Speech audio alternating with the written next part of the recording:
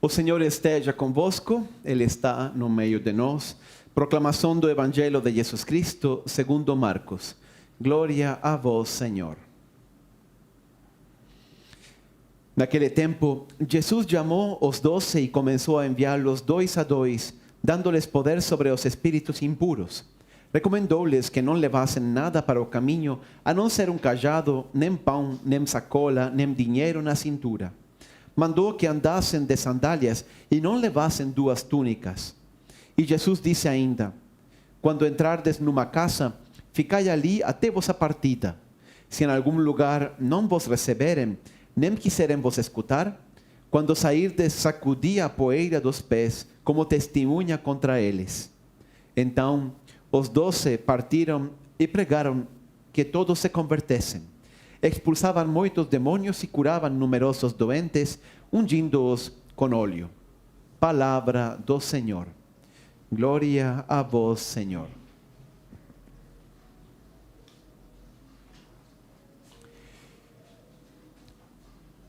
En los años que eu levo de sacerdote, uma das experiências que talvez mais me marcou e me impactou e me doeu foi o caso de uma menina que conheci faz muitos anos já.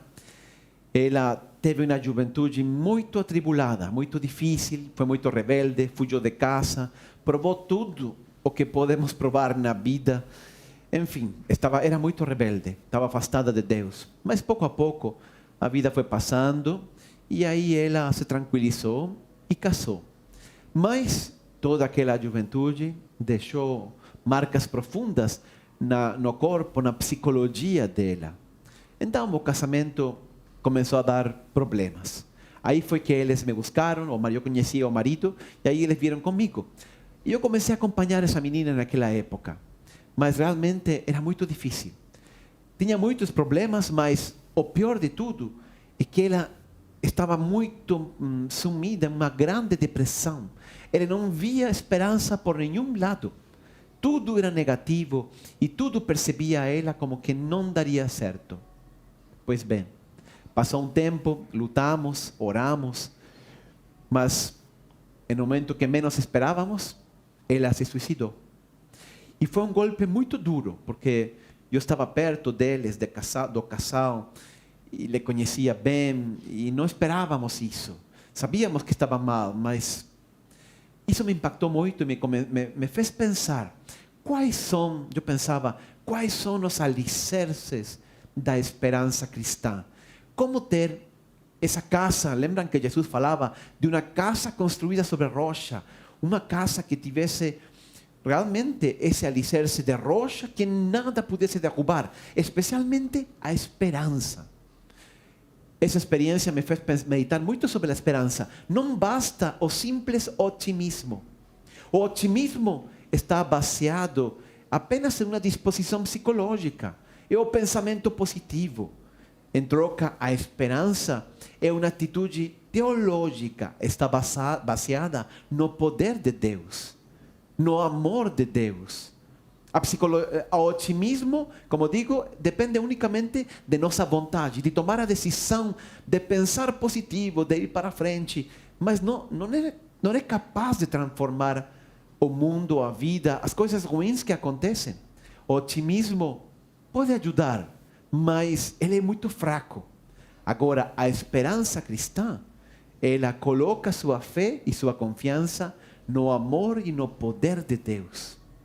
Então, aí eu me perguntava, quais são, ou como assegurar essa esperança, essa confiança em Deus, essa fé que nada pode abalar? E hoje, quando leímos este texto, estes dias passados, quando preparava esta homilia, e lia este texto do Evangelho, de pronto percebi que aqui estava 3 rochas muito importantes na nossa vida. Eu diria que são as 3 rochas da esperança cristã. O que nós limos hoje é uma passagem muito simples. Jesus faz um gesto, diria eu, até quase casual. Manda os discípulos, está treinando os discípulos. Como aconteceu isso? Aconteceu assim. Primeiro Jesus começou a pregar e uma grande multidão de pessoas começou a seguir Jesus. Aí Jesus curava, pregava. Mas um dia, e esta passagem lo conta não apenas Marcos, também Lucas e Mateus. Um dia Jesus subiu ao monte, isso não lo conta Marcos, mas sim lo conta Lucas e Mateus. Subiu ao monte e passou a noite inteira em oração. Por quê? Porque daquela multidão de pessoas que seguia ele tomou a decisão, sentia que Deus pedia isso para ele escolheria 12 daqueles homens para ser seus discípulos. E nós lemos precisamente esse momento. Como digo, parece algo casual. Ele diz assim: Jesus chamou os 12 e começou a enviá-los 2 a 2, dando-lhes poder sobre os espíritos impuros. Gostaria de sublinhar 3 palavras desse texto. Em primeiro lugar, chamou. Jesus chamou 12 apóstolos. Em segundo lugar, Jesus enviou. Ele enviou aqueles apóstolos a uma missão. E em terceiro lugar, deu-lhes o poder para realizar essa missão. Eu acho que aqui estão as 3 rochas sobre as que nós podemos edificar nossa verdadeira esperança cristã. Essa que nada pode abalar, mesmo encontrando problemas gravíssimos, problemas de saúde, problemas financeiros, problemas de relação humana, de matrimônio ou de outro tipo. Olha, se nós lembramos que fomos chamados por Deus, que fomos enviados por Deus e que Deus nos deu poder, nada pode derrubar a nossa esperança. Por isso eu gostaria de comentar com vocês hoje estes 3 gestos que Jesus fez e que, como digo, vão muito além de simples gestos casuais que ele fez com os apóstolos. Em primeiro lugar, Jesus chama os apóstolos. A primeira rocha é Jesus chama os seus apóstolos. Isso fica evidente aqui no que nós lemos, não? Mas não apenas aqui. Depois, na última ceia, quando Jesus já está com seus discípulos na véspera de sua morte, ele afirma a seus discípulos: não fostes vós, isto está no Evangelho de João, não fostes vós que me escolhestes, ao contrário, eu vos escolhi a vós e vos designei para irdes e dardes fruto, e fruto que permaneça. Então, a iniciativa é de Jesus. Se ficavam dúvidas, ficou claro aí na última ceia. Jesus escolheu seus discípulos, ele os chamou. Em Marcos, em Mateus e Lucas, inclusive fala que Jesus foi a orar, ele estava preparando-se, ele achava, passou uma noite em oração, que aquele chamado seria muito importante. Então, ele se prepara e chama os apóstolos. Mas, na segunda leitura de hoje, isso também é muito interessante, na carta aos Efésios que nós escutamos hoje, vemos que aquele chamado não é um chamado apenas aos apóstolos, algo circunstancial daquela época, é uma realidade ontológica em nossa vida. Olha, eu gostaria de destacar 2 trechos do Evangelho, do texto de São Paulo aos Efésios. Este é o início da carta aos Efésios. A primeiro, quando diz: Cristo nos escolheu antes da fundação do mundo, para que sejamos santos e irrepreensíveis sob o seu olhar no amor. Você viu? Cristo, diz São Paulo, nos escolheu antes da criação do mundo. Não apenas os apóstolos, nós, não apenas 2000 anos atrás, em um momento circunstancial, foi antes da criação do mundo. Isto é muito importante. Quando nada existia, quando Deus estava apenas criando as estrelas, as galáxias, os planetas, quando Deus ainda estava fundando as montanhas e os oceanos, quando Ele plantava as primeiras sementes de árvores sobre a terra, Ele fazia tudo isso pensando em você. Ele já tinha planejado você. Mais ainda, Paulo dirá em outra parte, que na carta aos Colossenses, que inclusive tudo isso fez por nós, para nós, e nós para Cristo, não? Mas Ele fez tudo isso por você. As estrelas que você verá no céu giram por você. Nós não somos um acidente, como muitos ateus evolucionistas. Também os católicos acreditamos na evolução. Lógico, a evolução é o jeito em que Deus criou e fez e preparou a matéria para a chegada do ser humano. Mas tem muito evolucionista que é ateu. Não, é tudo casualidade. Não pode ser. Isso não apenas é ilógico desde o ponto de vista científico, é a probabilidade de todas as coisas necessárias coincidir para o surgimento da vida e do ser humano. É simplesmente anticientífico afirmar que isso foi desse jeito. Enfim, este seria tema para outra palestra, em outro dia, mas o lógico é pensar que tudo isso tem uma inteligência por trás, tem uma mente que preparou tudo isso. E essa mente é Deus. Desde a fé nós afirmamos isso. Do ponto de vista científico nós não podemos conhecer a Deus, mas deve ter sim uma mente por trás. Agora, Deus criou, pensou em ti, te planejou antes, é isso que está falando Paulo, antes da fundação do mundo. Então, é Ele que nos chamou. E a segunda ideia é esta que está um pouquinho mais para frente, no mesmo texto da segunda leitura de hoje. Ele disse assim: em seu amor nos predestinou para sermos adotados como seus filhos, por intermédio de Jesus Cristo. Sermos adotados como seus filhos, ou seja, nós não somos apenas mais uma formiga, mais um passarinho lá, ou um peixe do mar. Nós fuimos as criaturas predilectas, amadas por Deus, para ser adotados como filhos dele. Se isto não é ser chamado por Deus, escolhido por Deus, o que é? Então, quando chegam os problemas, quando chegam as dificuldades, quando chegam as provações, pense, você é amado desde toda a eternidade por Deus. Deus pensou em ti, você não escapa aos olhos de Deus. Sim, pode ser que às vezes nós não entendemos o que Deus está fazendo conosco, mas você foi amado, Deus não esqueceu de você, Deus tem seus olhos. Ele pousa seus olhos constantemente na sua vida. Nada escapa de sua inteligência, de seu conhecimento. Agora, ele, obviamente, veremos para frente, não basta apenas isto. Nós também temos que colaborar. Mas ele cuida de você, ele ama você. E o bom de tudo isto, desse chamado de Deus em nossa vida, é que a vontade de Deus, as escolhas de Deus não mudam. Permanecem para sempre. Por isso que saber que Deus me chamou é uma rocha em nossa vida. O primeiro astronauta americano que foi aí ao espaço, depois de Yuri Gagarin, os primeiros foram os russos, vocês sabem, não? Mas estamos no ano 64. O primeiro foi um americano que se chamava, o primeiro depois de Gagarin, se chamava Alan Shepard. Este Alan Shepard foi ao espaço um mês depois de Gagarin. Então, bom, aí perderam essa corrida, mas tudo bem. A viagem, a decolagem, estava tudo preparado. Aí um jornalista se aproximou deste Alan Shepard e perguntou: o que tem... Deixa eu ver como era exatamente a pergunta. Era assim: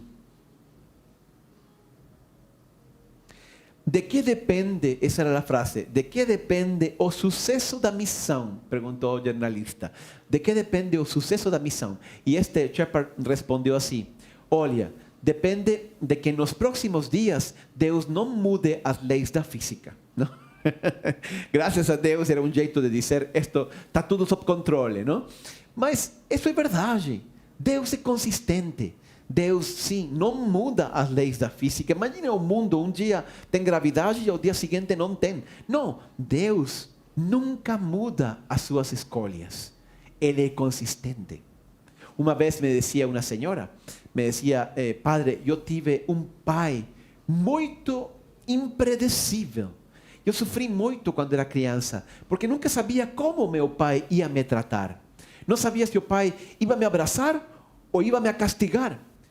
Ia-me a dar um beijo ou ia-me a bater. Eu nunca sabia, ele se irritava muito facilmente e seu estado de ânimo era muito volúvel.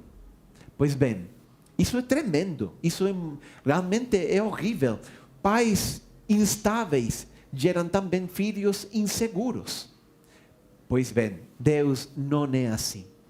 Deus é um pai consistente, ele não muda. Ele nos ama e nos amará sempre, independentemente de qualquer circunstância. Essa é a nossa fé. Esta é a primeira e a mais importante rocha que nós temos que colocar no alicerce de nossa vida para que nada possa derrubá-la. Mas essa é a primeira. A segunda rocha Falei, Cristo llamó. En segundo lugar, Cristo envió. Esta es la segunda rocha. Nós não estamos aqui por casualidade. Fuimos enviados. Nós temos uma missão. Ninguém nasce por erro, ninguém nasce por casualidade. Sabe, eu digo que existem sim pais por acidente, mas não existem filhos por acidente. Ou seja, quando um pai de pronto, ou uma menina está grávida e não sabia que ela não queria, então este filho, dizem assim, não? Este filho é um acidente. Não, filhos não são nunca um acidente. Eles são amados e planejados desde toda a eternidade, antes da fundação do mundo, por Deus. Outra coisa é que esses pais não sabiam que seriam pais. Existem pais por acidente, não filhos por acidente. Nós fomos enviados. Nós temos uma missão. Nós estamos aqui para cumprir um propósito em nossa vida. Paulo dirá também isso na carta aos Efésios. Nós estamos aqui em Cristo para fazer umas boas obras que Deus planejou desde todo. Não coloquei essa citação, não? Mas essas boas obras Deus planejou desde toda a eternidade. Capítulo 3 da carta aos Efésios. Então, Deus realmente nos enviou, igual como Ele enviou também os discípulos. Ou seja, aí tem uma citação que eu coloquei aqui de João. Jesus fala a seus apóstolos, não? Também na última ceia. Assim como o Pai me enviou, eu também vos envio. Jesus veio com uma missão. E todo cristão, todo ser humano, tem uma missão.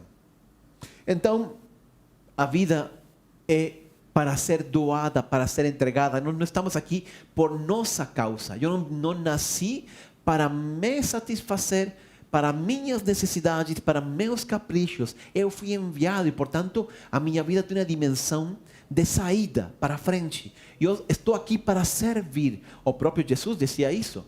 Eu não vim para ser servido, mas para servir. Então, eu digo que a vida, sabe que é como o óleo. O óleo não foi desenhado para enxergar ele mesmo. O óleo enxerga o mundo. Se o óleo enxerga ele mesmo, por exemplo, porque tem uma catarata ou algo assim, então significa que o óleo está doente. Assim também, nós seres humanos, se só enxergamos nossas próprias necessidades, nossos próprios gostos, se só olhamos para nosso próprio umbigo, então nós estamos doentes. Nós não estamos cumprindo a missão. E isso produz um vazio muito grande. Então, a segunda rocha é: eu não estou aqui por erro. Eu não estou aqui por um acidente. Eu estou aqui com uma missão, com um propósito. Deus não fez nada sem um propósito. Os biólogos hoje, quando você vê esses programas da natureza, é incrível. Eu gosto muito dos programas documentários sobre a natureza. É incrível esse ecossistema e toda a maravilha da criação. Como uma coisa está perfeitamente, digamos, coordenada com a outra. Tudo foi pensado por Deus com um propósito. Quando os biólogos, por exemplo, encontram um pássaro que tem não sei que coisa, eles se perguntam: para que serve isso? Por quê? Porque todo tem um propósito na natureza. E por que todo tem um propósito? Porque Deus fez desse jeito. Então, se isso acontece com os pássaros e com os animais e com as plantas e tudo, muito mais nós, seres humanos, criaturas predilectas de Deus. Ele nos fez com um propósito, com uma intenção. E aí está a nossa missão. Pode ser muitas coisas, não? Uma missão geral em nossa vida e muitos pequenos propósitos que vou encontrando cada dia. Mas Deus te colocou para que você fizesse essa parte que a você corresponde. Então, esta é a segunda rocha. Nós somos enviados por Deus. Por isso dizia Jesus, naquela expressão famosa, não? Que encontramos no Evangelho de Mateus: quem quiser salvar a sua vida, a perderá. Mas quem perder a sua vida por mim, ou por minha causa, a encontrará. Então, o que significa perder a vida? Significa não viver para mim mesmo, mas para outros. Então, quem doar a vida, diz Jesus, a encontrará. Que mistério! Quem pensaria que a felicidade estava justamente nisso? Tem uma história de um personagem que se chamava Richard Rich. Ele era da corte de Enrique VIII em tempos de Tomás Moro. Santo Tomás Moro. Santo Tomás Moro, como vocês sabem, foi mártir da igreja, ele foi santo. Mas antes de tudo isso, ele era primeiro-ministro do Enrique VIII, lá na corte da Inglaterra. E este jovem, era um jovem com muitas ambições, que buscava, intrigava lá na corte, queria ser visível, queria ganhar lugares, ambição humanas, não? Aí um dia, Tomás Moro chamou a Richard e falou assim: Richard, você agora vai ter uma nomeação. Ele ficou feliz. E qual é a minha nomeação? Olha, você vai ser professor rural em uma escola X, longe. Olha, Richard ficou muito desapontado. Digamos que ele não esperava para nada isso. Ele queria crescer aí na corte do rei. Então, ele não conseguiu ocultar essa desilusão. E falou: mas lá, quem me vai ver? Falou Richard, não? Aí é a vaidade, não? Que é o grito da vaidade que não consegue ocultar. Aí então Tomás Moro ficou pensando: a pergunta, não? Quem vai ver mim? Quem me vai ver lá? Não? E aí ele fica pensando e diz: bom, te vai ver os teus alunos, os pais de teus alunos, os teus amigos e Deus. A verdade, um público nada desprezível. Efectivamente, nós não vivemos para os homens. Não vivemos no sentido de buscar a vaidade, de buscar o aplauso das pessoas, etc. Nós vivemos para doar, para perder, em certo sentido, a nossa vida. E aí, nesse ato de doar a nossa vida e entregá-la, nós encontramos a felicidade. Há muitas vezes, nós insistimos tanto em satisfazer nossos sonhos, nossos projetos, nossos desejos, que perdemos as melhores oportunidades de nossa vida para ser feliz nessa entrega, nessa doação. Temos que abrir os olhos. Nós, como os apóstolos hoje, fomos enviados por Jesus, enviados para uma missão. Pode ser duro, às vezes, desprender-se desses projetos, desses sonhos, dessas coisas que tanto nós acariciamos em nossa vida. Mas acredite, confie em Deus. Ele sabe melhor do que ninguém o que seu coração deseja. Ele criou o seu coração. E Ele vai fazer esse coração plenamente feliz se você doar, se você colocar nas mãos de Deus. Então, essa é a segunda rocha que nós temos que temos que colocar em nossa vida. E Deus, e esta é outra última ideia antes da terceira rocha, Deus sempre estará conosco. Nós nunca vamos ser, porque Ele nos enviou, então podemos ter a segurança, e por isso que esta é uma rocha grande, de que Deus vai nos acompanhar. Quando Deus chamou a Moisés, lá no Éxodo, no livro do Antigo Testamento, apareceu uma sarça ardente, vocês lembram a história, não? Aí Deus chamou a Moisés, não? E falou assim: quero que você vá com o faraó e pede para deixar sair o meu povo, para voltar à terra prometida. Então Moisés ficou com medo. Imagina, o faraó buscava ele para matá-lo. E aí então encontramos esse texto do Éxodo, que ele pergunta a Deus: quem sou eu, diz Moisés, para me apresentar diante do faraó e fazer sair os israelitas do Egito? Assegurou-lhe Deus: eu estarei contigo. Esta é a prova de que sou eu quem te envia. Qual é a prova? Eu estarei contigo. Então, se Ele nos envia, Ele vem conosco, Ele está conosco, Ele nunca nos abandona. E aí vem a terceira rocha. A terceira rocha, primeiro chamou, segundo enviou, e isto, lógico, les dio poder para someter os espíritos, diz aí. Mas eu diria em sentido amplo. Quando Deus nos dá uma missão, quando Deus nos envia, lógico, Ele também nos dá o necessário para cumprir essa missão. Isto fica muito claro neste mesmo texto que lemos de Marcos hoje. Quando Mateus conta isso, ele diz assim, diz que Jesus enviou seus discípulos e agrega, para curar enfermos, purificar leprosos, ressuscitar mortos e expulsar demônios. Imagina os apóstolos escutando isto. olha, eu quero que vocês curem enfermos, purifiquem leprosos, ressuscitem mortos e expulsem demônios. Eles poderiam ter perguntado, e com toda razão: Senhor, mas como vamos ressuscitar mortos? Como vamos a expulsar demônios? Seria uma contradição que Deus nos mandasse a algo se Ele não nos dá também o poder. Portanto, lembre-se, Deus te deu o poder para cumprir a sua missão. Não vale dizer aqui: eu não posso, eu sou muito fraco, eu não consigo, eu não posso enfrentar esse problema.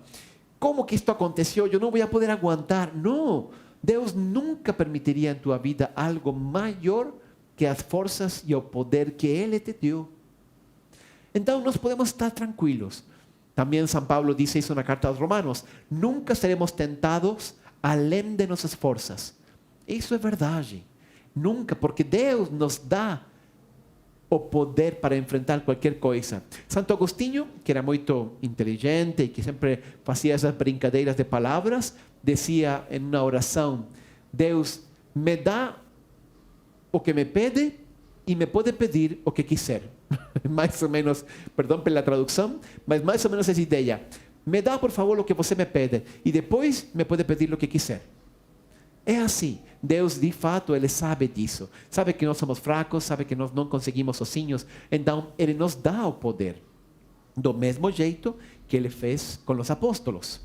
Aí vocês poderiam estar pensando: Padre, tudo bem, mas eu não percebo esse poder de Deus atuando na minha vida. Eu, ao contrário, me sinto muito sozinho, muito fraco. Onde está esse poder que Deus me deu? Então, isso lo vemos também hoje, no texto de hoje. Quando Jesus manda seus apóstolos, Ele diz assim: olha, não levem cajado, não levem pão, nem sacola, nem dinheiro na cintura. Aí Ele les dá instruções de o que tem que fazer quando são bem recebidos e o que tem que fazer quando são mal recebidos. Ou seja, Jesus vai colocando todas as possibilidades e vai instruindo os apóstolos como eles têm que agir. Não? Quando les recebam, diz Ele, então fiquem nessa casa, não estén pulando de uma casa para outra. Quando não les recebam, sacudi a poeira dos pés, etc. Ele dá instruções aos discípulos. Pois bem, o que você acha que aconteceria se os apóstolos tivessem ido e, em troca de seguir as instruções de Jesus, tivessem feito outras coisas? Então, lógico, o poder que Jesus lhes está dando não se manifestaria. Eles não descobririam o poder de Deus atuando na vida deles e na missão deles, porque eles estão fazendo de outro jeito. Nós temos que fazer as coisas ao jeito de Deus. Eu dizia que as leis de Deus não mudam, que Deus sempre permanece fiel. Pois bem, agora nós também temos que ser fiéis a essa vontade de Deus. É aí que se liberta, por dizer de algum jeito, o poder de Deus em nossa vida, na fidelidade. Nesse sentido, a vida, sabe, é como um filme, não? Um filme onde o diretor é Deus, o protagonista é você, o roteirista somos os dois, Deus e também nós. Mas não é o nosso filme, Ele é o diretor. Eu tenho que escutar, ser dócil, seguir o roteiro que Deus me vai colocando e colaborar com a parte que a mim me corresponde. Ele não determina tudo. Uma parte você pode improvisar, mas Ele é o diretor. Nós temos que seguir, como digo, o jeito de Deus. Eu acho que uma das canções que de algum jeito simbolizam o caminho errado, não necessariamente é aquela canção de Frank Sinatra, My Way. Né? Por que eu vou falar isto? Porque não necessariamente o fato de ser escolhidos por Jesus significa que nós vamos seguir o caminho certo. O próprio Jesus dizia a seus apóstolos: não vos escolhi eu aos 12, todavia dentre de vós é diabo. Ele falava de Judas. Ou seja, ele nos escolheu, mas eu posso fazer as coisas a outro jeito. E isso estraga todo o plano de Deus. E não permite que a força e o poder e as maravilhas que Deus tinha programadas aconteçam na minha vida. Eu dizia que essa canção é o hino de aqueles que estragam a sua vida. A canção essa My Way, de Frank Sinatra, ela fala de um homem, não? Que diz assim: eu já recorri todas as rodovias, eu já estive por todas partes do país, eu já corri muitos riscos, eu já chorei, amei, ri, eu fiz de tudo. Mas ao final, acima de tudo, I did it my way. Ou seja, eu fiz as coisas a meu jeito. E sempre toda a estrofa vai acabando sempre com essa expressão. Mas o melhor de tudo, diz assim: much more than this, I did it my way. Ou seja, eu fiz as coisas sempre ao meu jeito. Pois bem, esse é o jeito seguro. A canção é muito bonita, mas é o jeito seguro de estragar a vida. Nós temos que fazer as coisas ao jeito de Deus, não ao nosso jeito. Ao jeito de Deus, seguir, escutar a vontade dEle, tentar segui-lo em cada coisa. E você verá que realmente aí liberta o poder de Deus e você pode fazer todas as maravilhas que Deus tinha planejado quando sonhou você lá atrás, antes da fundação do mundo. Então, estas são, eu acho, as 3 rochas que nós temos que colocar na alicerce de nossa vida. Se nós somos assim, perseverantes, si nos confiamos, si nos lembramos que en cualquier circunstancia Deus nos llamó, diante de un problema económico, diante de un problema de salud, diante de cualquier situación de nuestra vida, lembre-se, eu não estou aqui, Deus me chamou, Ele me escolheu, Ele me enviou, portanto eu tenho o poder de enfrentar este problema e superá-lo, e Ele me deu o poder, e portanto eu devo seguir as instruções dEle e tudo dará certo. Eu gostaria de terminar com um texto que está na carta aos Efésios também, um pouquinho mais para frente do texto que limos na segunda leitura. Esse texto diz assim, é uma oração de Paulo, é muito bonito.